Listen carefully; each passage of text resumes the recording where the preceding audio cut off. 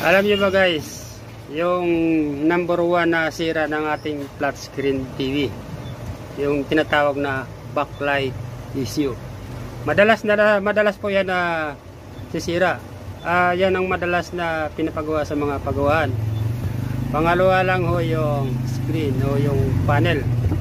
Pero yung backlight, maaari natin po maiwasan yan. Actually, tinuturo ko po yan sa mga customer ko, lalo pag nagpalit ako ng backlight.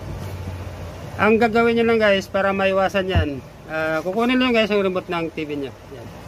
Then ipipress nyo yung menu button ng remote. Hanapin nyo guys yung picture. Then hanapin nyo yung settings ng backlight. Siyempre guys, kadalasan naka-pull yan kasi pinupull ng manufacturer dahil para maganda yung picture. Pero actually, nakakasira po yan ng TV. Isiset nyo lang ng 50%. Pero kung yung TV nyo ay mga China made, papasukin nyo lang guys yung kanyang service program.